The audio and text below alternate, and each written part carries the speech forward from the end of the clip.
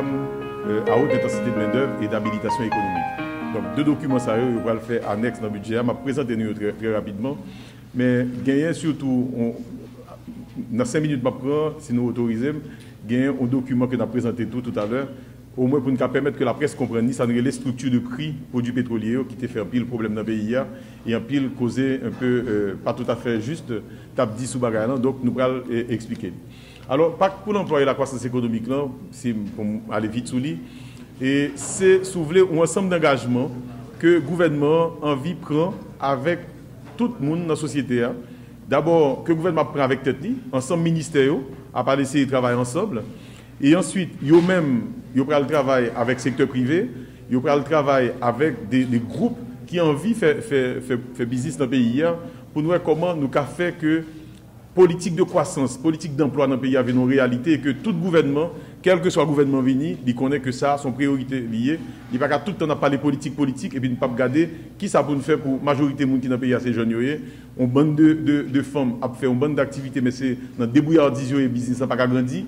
Et puis pour nous valoriser tout, ça nous donne comme actif, quel que soit le côté, y compris dans des quartiers difficiles, dans des quartiers qui ont un problème, ou alors dans des régions de province ou dans la campagne. Alors, projet, pour nous récapituler un peu et pour me permettre de nous comprendre, projet budget à lui-même, il y a un ensemble de grandes mesures là-dedans et qui permettent, ça me semble dire là, possible. Il y a une grande mesure que nous prenons, c'est que nous mettons 150 millions de dollars, 150 millions de gouttes, pardon, dans le budget pour nous faire projet sur la frontière. Et parce que nous connaissons une pile de difficultés pour Haïtiens, je dis, à jouer un travail surtout dans la zone frontalière. Et nous connaissons ce qui a passé justement dans le rapport nous avec pays limitrophes, Haïtiens qui sont obligés d'aller dans pile pays. Je dis à pays qui ont des problèmes eux-mêmes et c'est des bagages qui mettaient des irritants dans le rapport Haïti avec une bande de partenaires, de monde qui tout près nous. Donc nous croyons qu'il faut créer une initiative, il faut créer une alternative, il faut donner une possibilité pour valoriser ça au gain et pour qu'à nos travail, parce que c'est le travail où on va chercher qui fait quitter le pays et qui fait qu'il vivre dans des situations extrêmement difficiles et qui à la limite insupportable.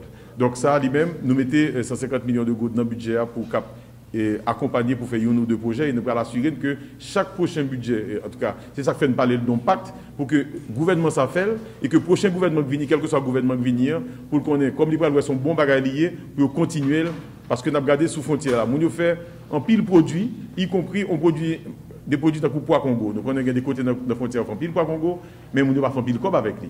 Et il y a des côtés où nous faisons pile fruits sur la frontière, mais il ne pas faire pile cob avec lui parce qu'il n'y a pas tellement de débouchés sur Haïti. Et c'est à travers la République dominicaine que vous valorisez lui. Et nous connaissons dans quelles conditions ça vous fait. Donc il est bon qu'on ait l'autre alternative pour que le marché permette que vous fassiez meilleur choix, que vous fassiez plus cob avec ça à faire. Donc là, lui-même, il va impliquer déjà que vous travaillez pour faire route, pour permettre que Mounio sorti avec produit une meilleure possibilité, mais également aider Mounio si produit à son produit qui est très, très demandé pour produit à exporter. Par exemple, nous connaissons pour Congo, son produit très riche en fer, mais son produit qu'on utilise en pile pour les convalescents du cancer et en pile pays sous la terre à importer pour Congo. Donc, ce produit qui n'est pas jamais suffisant. Donc, si nous-mêmes nous avons organisé ça bien, nous avons créé un pile travail et nous avons valorisé toute une filière, nous prenons pour Congo, mais c'est tout produit sur la frontière et il y a des mesures administratives qui impliquées pour que ça marche. Il y a une commission que le gouvernement a mis justement pour gérer la politique frontalière. Deuxième grande mesure que nous mettons dans le budget, c'est un pile de jeunes qui sont sortis dans l'université, un pile de monde qui dans tout le pays a une visité, qui ont pile d'initiatives déjà nous connaissent. Eh bien, il y a des projets, mais souvent, il n'y a pas de problème d'identification, il n'y a pas d'accès à crédit. Il y a des protocoles qu'on fait avec FDI et avec système financier pour que l'État lui-même mette un corps qui pourrait servir de garantie pour que on dit, si nous sommes en province, non province côté par infrastructure, l'État a garanti jusqu'à 70% de prêts que nous avons besoin. Et si nous sommes dans la zone Port-au-Prince, l'État a garanti, on dit 40%. Donc c'est une façon pour que jeunes qui besoin de créer des entreprises, eh bien, ou bien, les jeunes ou moins jeunes, ou bien des gens qui déjà ont des entreprises ont des possibilités pour développer, mais souvent c'est fonds de roulement pas gagner, ou bien c'est des capitales, c'est des équipements au besoin pas gagner. Eh bien, dans le budget, nous prévoit des mesures. En fait, c'est pas beaucoup de choses, mais dans le budget rectificatif là, nous mettons quand même 350 millions de gouttes qui pourraient appuyer déjà un programme que nous avons dans le ministère et dans FDI, qui pourraient justement travailler avec l'institution financière pour mettre ça possible pour qu'il y ait des petits prêts de 25 000 en dollars. On dit 1 millions de gouttes jusqu'à 12 millions de gouttes que nous avons des prêts. Mais nous avons en pile priorité pour le secteur agricole et le secteur agro-industriel. Si nous avons besoin de faire transformation pistache ou je ne sais quoi. Mais en tout cas, c'est des bails pour faire que nous connaissons qui a rapidement fait, qui a créé le travail vraiment dans les 4, 5, 6 mois. Et puis, bon, maintenant, si ça a marché, on a étendu sur l'autre secteur qui est un petit peu plus exigeant. Et puis, on a l'autre mesure qui est déjà initiée, mais qui peut véritablement lancer. Nous connaissons le ministère du Commerce qui a fait un recensement en 2012 et le ministère des Finances a mis en novembre dernier environ 150 millions de gouttes, en tout cas sous fonds, pour nous financer des 20 000 entreprises qui sont plus pauvres, c'est-à-dire qui ont un chiffre d'affaires plus petit. Eh bien, 20 000 entreprises sont réparties sur tout le territoire. Eh bien, nous connaissons le programme là lui-même, il est censé lancer, mais l'objectif que nous avons gagné dans ce programme là, c'est assurer que les gens soient bancarisés, ils soient rentrés dans le système financier. Parce que l'État n'a pas de l'État n'a pas de pour le bail. Mais l'État a utilisé le budget pour travailler avec le secteur financier, pour le secteur financier à sentir en sécurité, pour le cas bail prêt et que prêt ça garantit, ou bien que l'État dans un premier temps mettait en partie, mais fait joindre accès, par exemple, à sa carte d'identité professionnelle, patente, dans un premier temps, on n'a pas besoin de dépenser comme pour ça. Et une fois que ça arrive, il y a un premier petit cop, il y a démarrer, il y a fait preuve que vous géré bien. Eh bien, une fois ça arrive, on a prêté comme plus important dans le système. Donc, c'est une façon pour intégrer le système financier, pour avoir un accès à crédit pour les business qui a développé. Donc, ça, c'est des grandes mesures. Il y a des autres mesures qui sont un petit peu plus compliquées que ne pas rentrer là-dedans, mais les bons textes PowerPoint qui ont circulé là, qui pourraient montrer combien l'État lui-même pourra l'utiliser aux sources par lieu. Par exemple, l'État plein de terre, et tel État pas qu'on est, donc il faut faire une identification de terre. Et nous proposer que l'État crée des sociétés d'économie mixte dans les différentes régions du pays. Côté l'État qui terre, l'État qui travaille avec terre, pour dire si c'est l'agriculture qui le fait dans la zone, eh bien l'État dit nous avons besoin de l'eau, nous avons besoin d'infrastructures, nous avons besoin d'ensemble de bagages, l'État doit décider, il fait premier travaux, et puis une fois que ça fait, l'État demande aux gens qui veulent venir investir, eh bien venir investir sous terrain en partenariat avec l'État. Parce que nous connaissons un pile haïtien qui est installé à l'étranger, investi en Haïti. Souvent, nous connaissons nous intéressés en pile à Haïti, parce que terre haïtienne est propre. À 90%, terre haïtienne n'a pas gagné en pile fertilisant chimique, donc produits organiques, il y a des bons produits. Mais sauf que nous ne pouvons pas produire en quantité suffisante, nous ne pouvons pas intéresser des marchés qui ont besoin de volumes en flux continu. Et bien, pour nous résoudre le problème, nous dit l'État a défini des sociétés d'économie mixte qui règlent le problème de statut foncier qui fait que les banques ne peuvent pas prêter comme parce que terre, il y a un problème de titre de propriété. Si c'est un complexe immobilier qui a besoin de développer, si c'est l'agriculture qui a besoin de faire, eh bien, l'État avec terre palio doit valoriser terre, mettre sur le marché. Côté l'État pas vendre terre parce que l'État pas doit vendre terre par la loi, mais l'État doit prendre terre les météo comme participation parle dans des projets que des privés ont besoin de développer et c'est comme ça qu'on va créer du travail et nous allons moderniser l'économie haïtienne. Donc ça c'est des mesures que nous mettons, il y a d'autres mesures qui concernent des initiatives financières sous façon de faire comme rentrer dans l'économie. Mais ça c'est des questions que moi quitte là dans le texte parce que c'est un petit peu technique, mais ça qui est important, c'est que nous voulons à partir de l'initiative budget ça montrer que un budget c'est pas un document qui a un bon chiffre là-dedans et que deux trois monde qui initié connaissent ça là-dedans. Budget c'est un document qui concerne la vie population, faut tout le monde connaît ça là-dedans et leur fin connaît ça là-dedans pour comment pour positionner. Par exemple, n'a regarder, il y a une initiative que n'a mais difficile pour ta su que l'a bien marché counir et c'est assurer par rapport à la filière que nous devons développer, on a parlé de agro-industrie en tout cas, produits agricoles transformés, nous connaissons que gagner quand même 3 millions de petits qui sont dans l'école. Si nous décidons, avec le programme de cantine scolaire que le pays a dû généraliser, parce que pour l'instant, il y a un peu moins d'1 million qui profitent de mon plat chaud chaque jour, mais l'ambition, c'est faire tout le monde jouer un plat chaud par jour. Mais si chaque petit monde a un plat chaud par jour, pas aucune raison pour produire notre baïwa, c'est dans le pays étranger pour nous chercher. Parce que si nous besoin de créer un emploi, il faut attirer investissement. Pour m'attirer investissement, il faut que je suis que le produit me ferme, je ne marche pour lui. Et pour que je ne marche pour lui, si c'est patate, si c'est haricot, je ne connais pas. Mais il faut que le moyen de faire produit, je connais mon côté de tout vendre, je ne peux pas passer misère avec lui. Et c'est le ça qui va attirer un peu l'investissement dans le secteur. Et côté qu'il y a des gros débouchés, par exemple, projet de cantine scolaire, eh bien, c'est des secteurs qu'on a mobilisés pour justement servir de locomotive en dans l'économie et à partir de ça qu'on est à mettre en dynamique qui va permettre que l'économie elle-même l'y aller de l'avant. Donc là lui-même c'est des initiatives comme ça que nous voulons prendre. Côté nous connaissons pile de demande pour produire, on a aidé secteur ça à développer parce que demande interne déjà existait avant qu'on a intéressé pour nous exporter parce qu'il faut exporter, mais nous connaissons dans un premier temps pas capable exporter de gros volumes alors que pile de demande dans le marché dans le pays. Demande ça c'est d'essayer de travailler dans le secteur qui a généré bien pour les intéressants pile là-dedans, qui a créé emploi, parce que si il y a une demande pour bien, il y a des gens qui investissent pour faire, et si vous investissez pour faire, il y a créé emploi. Donc, une politique d'emploi, son politique qui entre dans chaîne de valeur, côté lui-même, des chaînes de valeur, il y a des investisseurs qui sont intéressés, mais il y a des gens qui sont intéressés à consommer produits qui vont le faire surtout. Donc, ça, s'ouvre les textes, il y a tous les détails là-dedans. Mais sauf que, pour compléter, il y a un document que nous faisons, justement, pour nous changer les règles là. Pour que, là, nous arrivons dans nos périodes électorales, les leaders politiques qui viennent devant nous, qui viennent parler avec nous des questions qui intéressent nous. Pour ne pas venir dire un tel bon, un tel pas bon, un tel vagabond, un tel monde de bien. Parce que ce n'est pas ça qui change le pays. Ça qui change le pays, c'est des programmes qui changent le pays. Et programmes, il faut acheter sur des bagages que la population peut comprendre, qui vous permettent à la population de faire des bons choix. Et bien, c'est ça fait que nous venons avec, et ça le pacte pour l'emploi et la croissance économique. En fait, nous venons avec pacte là, et en dedans pacte là, il y a un programme à haute intensité de main-d'œuvre et d'habilitation économique. En dedans programme ça, il y a à peu près 61 sites, des pistes qui déjà gagnent des pompes qui en panne, ou bien des systèmes d'irrigation qui obstrués, qui écrasés. Eh bien, il y a 61 sites ça, que il y a une équipe ministère de l'Agriculture qui est mobilisée et qui prend le travail sur eux pour voir comment porter de l'eau sur à peu près 6 000 hectares de terre qui aujourd'hui a été doué à produire mais qui pas produit en quantité suffisante parce que justement l'eau n'a pas venu ou bien elle n'a pas venu en quantité suffisante. Et bien là, il y a un projet de 350 millions de gouttes que nous mettons justement qui prend nettoyer piste ça et sur les 3-4 prochains mois pour permettre que de l'eau arrive dans environ 5 départements que a déjà identifié et donc pour nous voir comment nous créer emploi. Et donc là dans le programme ça il y a environ 11 sous-programmes, nous pas détailler mais dans le texte ba ou là au kawayo, il y a là donc qui concerne comment nous travailler sur le littoral là pour nettoyer bol en mer pour que bol en mer vienne on bien commun, c'est pour nous tous liés, ça va passer sur bol en mer pas bon. Donc maintenant nous avons créé travail pour faire nous nettoyer et puis pendant que nous nettoyer, nous créer un cadre de vie qui bon pour eux et puis ou tout bail job. Donc ça nous toujours nettoyer dans la ville, même nettoyer le bol en mer, alors que c'est un côté c'est lui qui pour nous ensemble, même avec une place publique, même avec une route, bol en mer, c'est un qui est important, alors que dans toute ville, nous préférons faire caille sous bol en mer plutôt que ou bien faire l'autre bagage que nous connaissons qui ne pas dire là, sous bol en mer, et qui vient faire que nous ne pas valoriser la question bien publique. Nous n'avons pas droit construire sous bol en mer. La loi interdit, la constitution interdit.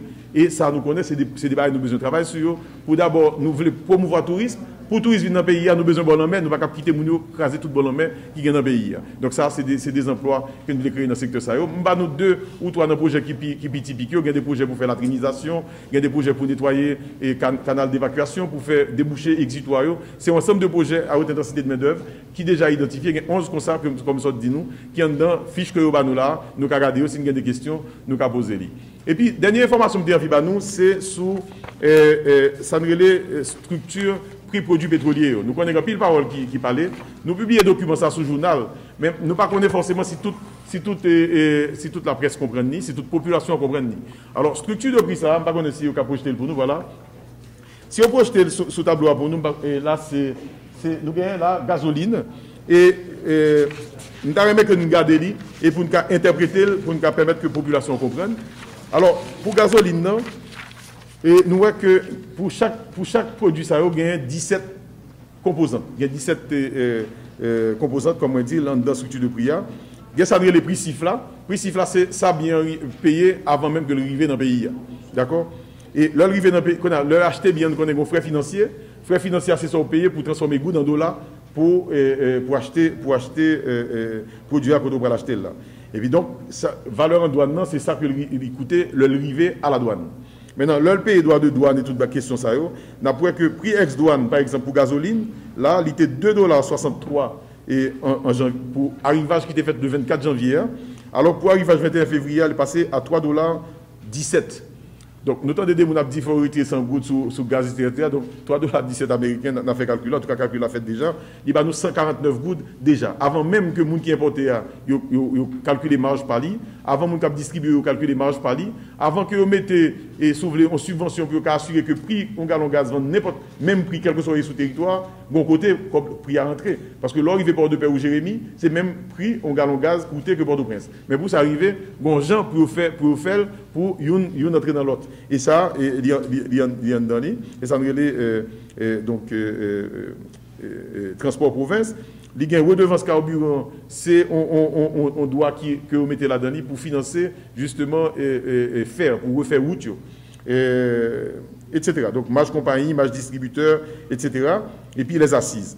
Mais ça nous a remarqué là-dedans, il y a un point 16 là, c'est ça les marge de stabilisation. Marge de stabilisation, c'est un composant qui a dans la structure, qui lui-même, des fois, il y a un cop qui rentre là-dedans. Si le prix que nous achetons, prix de revenu, est moins les plus bas que ça nous vend dans le plan. Et il est négatif, si ça lui coûte nous, plus bas que ça, nous vendons. Là, nous regardons pour gasoline, par exemple, eh bien, c'est 8 gouttes 17 qui fait en plus sous gallon gaz. Si ça coûte l'État, eh bien, il y a 8 gouttes 17 en plus. Et donc, ils vendent 195 gouttes. L'on compare avec ce qui passe en République dominicaine, nous voyons qu'en République dominicaine, pour février, arrive à ajouter en février, gallon gaz, ça a été vendu 214 gouttes. Et l'on fait équivalent en gouttes, transformer peu sur en gouttes. Et il fait 219 gouttes pour arrivage qui fait en mars. Là. Donc, nous voyons que là, c'est à peu près 20 gouttes, c'est 20 gouttes plus 30 gouttes même, c'est ça? Un peu plus de 20 gouttes qui fait sur un gallon gaz, de différence pardon, qui fait entre un gallon gaz en Haïti comparé à République dominicaine. Maintenant, alors il ne faut pas oublier dire nous que gasoline a représenté un tiers d'un produit que nous importé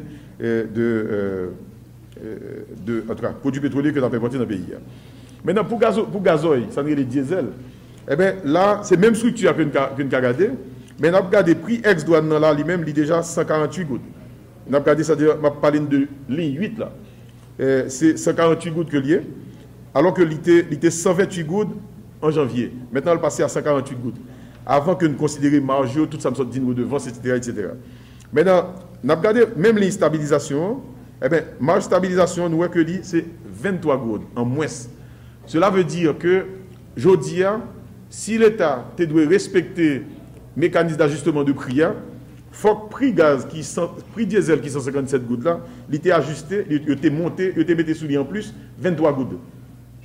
Eh bien, nous voyons que là, c'est marge de stabilisation. Donc, l'État a perdu 23 gouttes, ou bien si ça t'a réglé en subvention. Son corps qui doit rentrer, pas rentrer, 23 gouttes qui pas rentrer sur un gallon diesel que nous importons dans le pays. Et donc, nous avons vendu à 157 gouttes. En principe, il est de vendre 180 gouttes. Et vous regardez en République dominicaine, il est passé de 165 gouttes à 169 gouttes entre deux dates que nous avons analysées là. Et c'est même barrière qui passé pour kérosène. Mais seulement, rappelez-nous que diesel là, par exemple, c'est 60% de produits que nous importons. Donc, vous avez remarqué, là, on prend 60% de, on dit, 14 000 barils par jour, multiplié par en tout cas par 23, vous regardez qui quantité COP par jour que l'État perdu sous diesel. Et en fait, on a remarqué que le mécanisme d'ajustement automatique n'a pas joué là parce que variation elle peut dépasser 5%. Parce que la loi qui était prise en 1996 et qui dit que le prix international a varié de plus ou moins 5%, eh bien, l'État est obligé d'ajouster automatiquement. Pour l'instant, pas d'ajustement automatique, mais nous connaissons que ça qui a passé là aujourd'hui a posé un énorme problème pour le pays.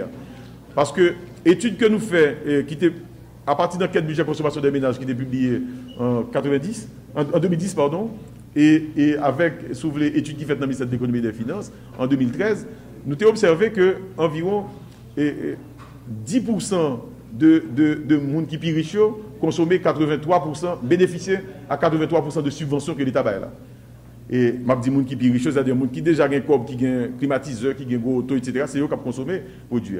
Et nous joignons 20% de monde qui est pauvre, c'est 2% de subventions à bénéficier. Donc ça fait que là où on a parlé de subventionner, en fait, c'est un bagage, c'est les gens riches qui bénéficient, ce n'est pas les gens pauvres. Les gens qui sont pauvres, ils ont besoin de transport. Eh bien, c'est ça qui fait que l'État réfléchit avec le secteur transport là pour qui j'en nous capable cibler les gens qui sont pauvres, ça veut dire assurer que la subvention allait seulement pour le transport en commun, plutôt que l'aller pour tout le monde, alors que les gens qui ont bénéficié de payer. Et puis en plus, il ne faut pas oublier que Haïti importe de Venezuela 14 000 barils, mais Haïti a acheté 4 000 barils en plus sur le marché libre et en pile là-dedans, aller vers la République dominicaine parce que la différence de prix ça favorise la République dominicaine. Donc, prix a tellement, différence de prix tellement grande que on n'a pas de problème de traverser les frontières venir faire plein d'essence en Haïti plutôt que le faire la Caïdi. Donc, c'est toute question ça. Donc, pays à pauvre, il n'est pas capable de subventionner des gens qui sont riches et des gens qui ont exporté des produits dans l'autre pays alors que la population va venir. Et c'est comme que l'État n'a pas fait pour financer des programmes sociaux et programmes d'infrastructure qui pourraient aider à développer l'économie.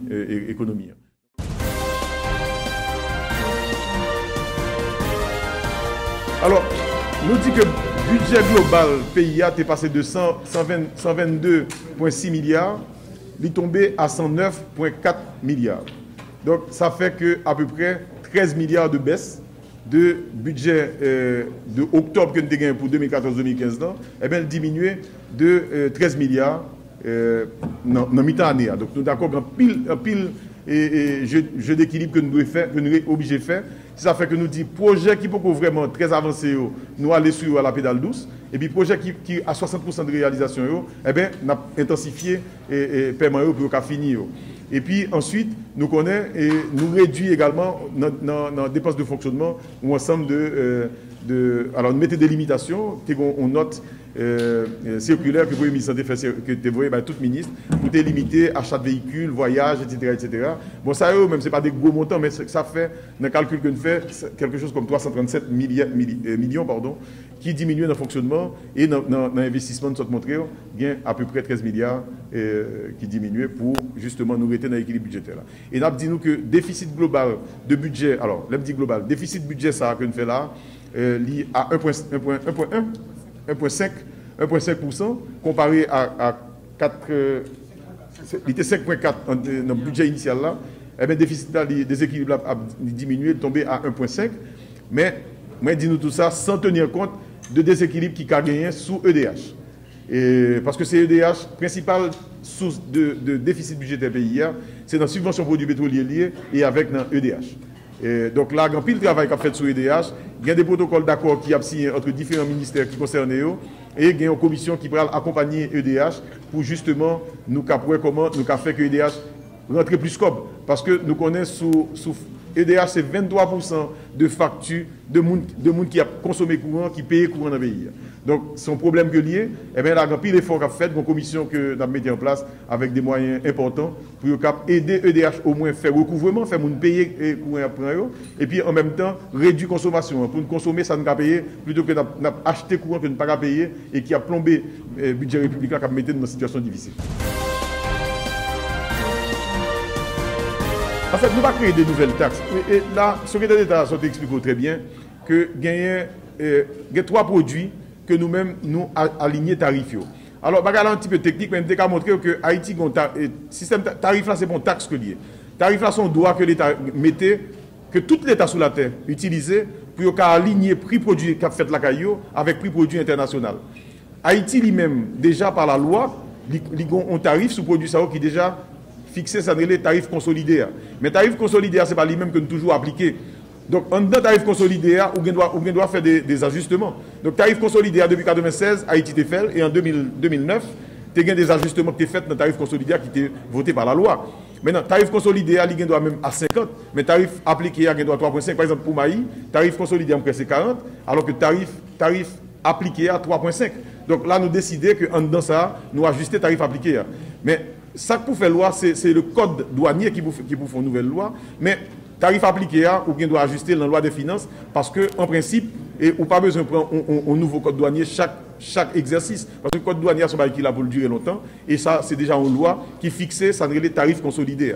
Okay? Et ça, lui-même, international, tous les pays le savent. Parce que le pays qui fait commerce avec vous, il faut reconnaître qui est le tarif consolidé, qui est le tarif appliqué. Mais tarif appliqué, on doit modifier chaque fois qu'on gagne un nouvel exercice fiscal. Nous sommes montrés déjà, c'est que la masse budgétaire a diminué de 10%, combien 10% de 13%. Masse budgétaire globale a diminué de 13%. Et ça veut dire que tout ministère obligé gain ajustement à la baisse. Dans tout ministère, dans tout organisme. Il y a 3 organismes côté budget à pas baissé. C'est dans la police, c'est dans l'éducation nationale avec le conseil électoral. Après ça, tout l'autre côté, il diminue. Non, même ça, je dis tout à l'heure que dans les dépenses de fonctionnement, il y a une réduction de 337 millions de gourdes. Parce que les dépenses de fonctionnement sont difficiles. Parce qu'on a de nouveaux professeurs, la police, on regarde toutes les difficultés avec l'éducation nationale, avec le fait que FNE n'a pas passé. Donc, un ensemble de ressources pour nous collecter, ne pas rentrer. On a un déficit d'à peu près 4,5 milliards dans le programme éducation. Donc, nous ne pouvons pas couper le budget éducation, il faut chercher, mettre comme sur lui. D'accord? Et ça, lui-même, c'est des arbitrages qu'on fait, qu'on réduit sur des côtés et pour augmenter là. Il y a des ministères côté, par exemple, il y a des projets. Si le projet pour démarrer du tout, eh bien, vous quittez pour mettre dans le budget 2015-2016. Et puis, si le projet a presque fini, vous mettez, vous mettez accélérateur sur le projet. Ça. Donc, c'est des arbitrages qu'on peut faire et qui même fait que nous réduit le niveau de déséquilibre budgétaire qui était programmé dans le budget même. Merci beaucoup.